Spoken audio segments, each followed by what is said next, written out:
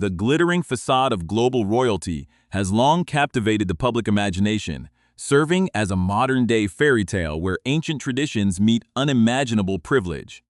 For generations, the world has watched from afar, gazing at the majestic palaces, the flawless ceremonial processions, and the seemingly perfect lives of those born into dynasties that shaped the course of human history.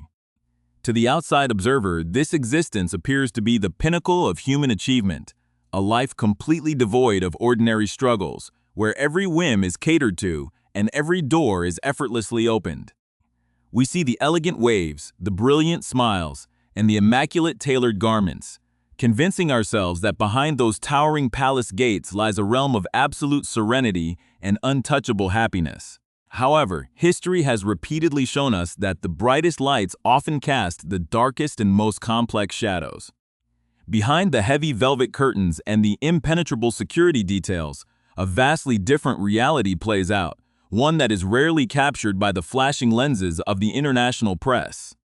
The immense weight of hereditary duty carries with it an invisible, suffocating pressure that few ordinary individuals could ever truly comprehend. It is an environment where personal identity is systematically subordinated to the institutional collective, and where one's entire destiny is mapped out from the very moment of their first breath. As we delve deeper into the hidden mechanics of this extraordinary lifestyle, we begin to realize that the grand tapestry of royal privilege is intricately woven with threads of profound isolation, relentless scrutiny, and an overwhelming sense of confinement that can push even the most resilient spirits to their absolute limits. If you find yourself fascinated by these hidden truths and wish to uncover the complex narratives that shape our world, please take a brief moment to subscribe to our channel, as your continued support allows us to bring these deeply investigative stories to light to understand the true nature of this gilded existence.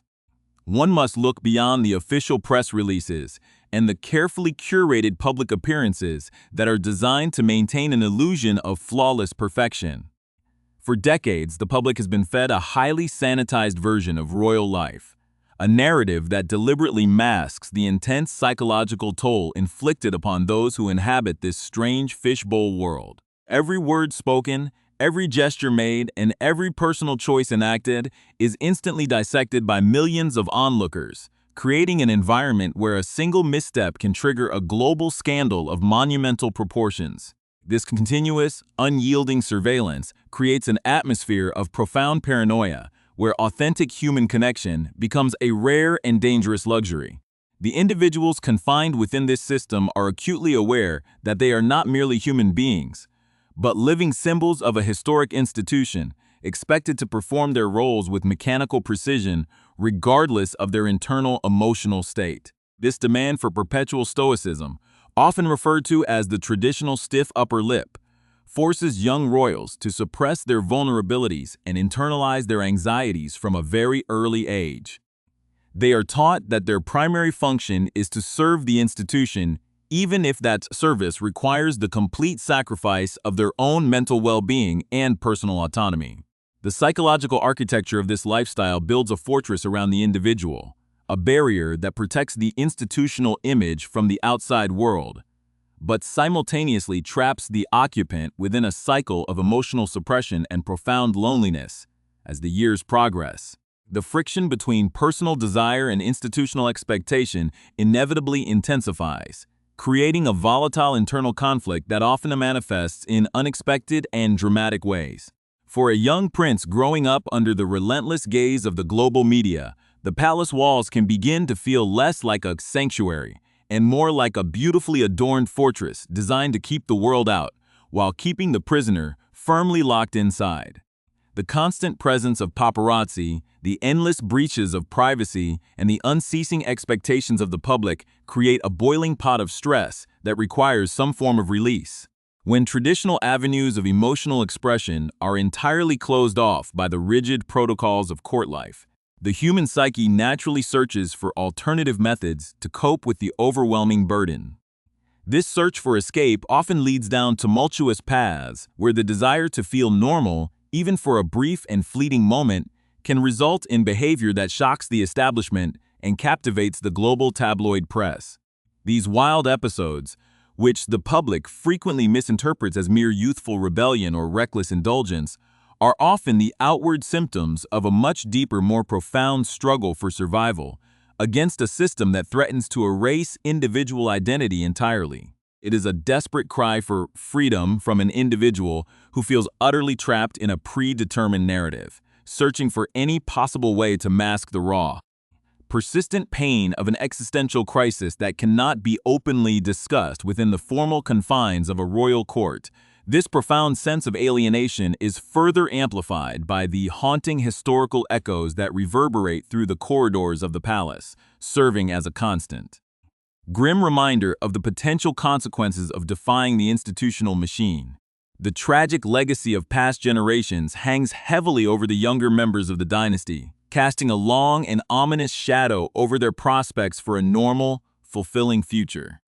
They look at the fates of those who came before them, those who dared to show vulnerability or attempted to carve out an authentic path outside the rigid boundaries of established tradition, and they see a pattern of heartbreak, public humiliation, and ultimate devastation. This awareness creates a deep-rooted fear that history is bound to repeat itself, a terrifying realization that the very system designed to protect them may ultimately destroy their chances of ever finding genuine peace or building a safe, secure family of their own. The constant comparison between past tragedies and present struggles creates an unbearable psychological tension, forcing the individual to question whether the immense privileges of their rank are truly worth the catastrophic cost to their humanity. This is the intricate, highly atmospheric backdrop against which a young royal must navigate their 20s, a period of life that is chaotic and uncertain for anyone, but becomes infinitely more perilous when conducted under the microscope of a global audience that demands perfection while simultaneously waiting for the inevitable fall from grace. The turning point in this brewing internal storm manifested on the global stage during a highly publicized and scandalous incident in the bright lights of Las Vegas, an episode that would forever alter the public perception of the rebellious young prince. Surrounded by the glittering high-stakes environment of Sin City, far removed from the cold, formal drawing rooms of London, the prince sought a temporary sanctuary from the crushing weight of his royal obligations.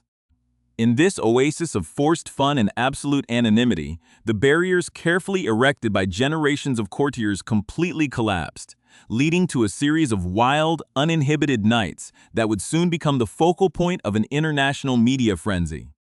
The infamous images that emerged from that holiday, captured in the private confines of a luxury hotel suite, exposed the raw, unvarnished reality of a young man desperately trying to escape his own reality, stripping away the carefully manufactured mystique of the monarchy in a single, devastating moment. For the global public, it was a shocking display of aristocratic recklessness and a profound breach of royals' decorum. But behind the sensationalized headlines lay a far more complex and troubling truth about the psychological state of the individual involved. This explosive event occurred just weeks before the prince was scheduled to deploy to the front lines of a brutal conflict in Afghanistan, a stark and jarring juxtaposition that highlighted the immense, almost schizophrenic duality of his daily existence. The reckless behavior in the desert was not merely a case of youthful overindulgence, but a frantic, chaotic attempt to numb a deep-seated emotional pain and to mask a profound anxiety about the perilous future that awaited him on the battlefield. Years later, reflecting on those turbulent times during a remarkably candid and vulnerable appearance on a popular American podcast hosted by Dax Shepard, the prince would openly admit to the deep motivations that drove his wildest antics. He confessed that his behavior during that notorious escapade was a direct manifestation of a severe, unaddressed psychological crisis, a desperate attempt to find balance and validation in a world where he felt entirely misunderstood. The prince explained that every human being, regardless of their background or social status, possesses an innate drive to find mechanisms to cope with overwhelming emotional distress, to find some way to feel different from the agonizing reality of their actual internal state. For much of his early life, he had been entirely numb to the trauma that surrounded him, adopting a defensive posture of denial, repeating to himself, and the world that he was perfectly fine, that the extraordinary circumstances of his upbringing had left no lasting scars upon his psyche. This systematic rejection of his own vulnerability was the only coping mechanism available within a family culture that viewed emotional openness as a dangerous liability,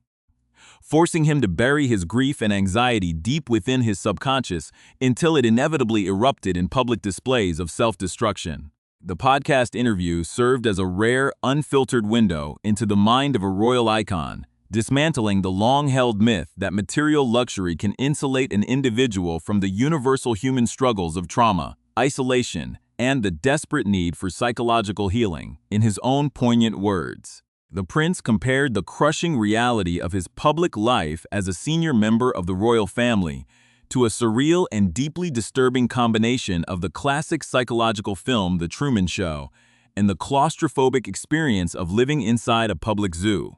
This powerful analogy perfectly captured the profound sense of artificiality and total lack of autonomy that defines the daily existence of those born into the hereditary institution. Every aspect of his life, from his grandest public appearances to his most intimate personal relationships, was staged, observed, and critiqued by a global audience of millions, creating an environment where authentic living was entirely impossible. The primary directive of his employment was simply to grin and bear it, to suppress any personal discomfort or moral objection, and to continue performing the prescribed rituals of state with an unwavering, plastic smile. By the time he reached his early 20s, an age when most young adults are exploring their identities and charting their own paths in life,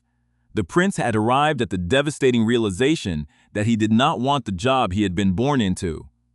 that he desperately did not want to be there, and that he completely rejected the hollow, performative duties required of his rank. The realization that his entire life was a predetermined script, written by faceless bureaucrats and enforced by historical precedent, filled him with a profound sense of dread, sparking an intense desire to break free from the invisible bars of his gilded cage before it completely consumed his humanity. The deepest and most agonizing source of this internal rebellion was the haunting memory of his late mother, Princess Diana, whose tragic life and untimely demise served as a constant, terrifying warning of what happens when the royal machine chews up and spits out an authentic, vulnerable soul. The prince watched with growing horror as the same aggressive media tactics, the same systemic isolation, and the same unyielding public pressures that had hunted his mother to her grave began to close in around his own prospects for a normal future.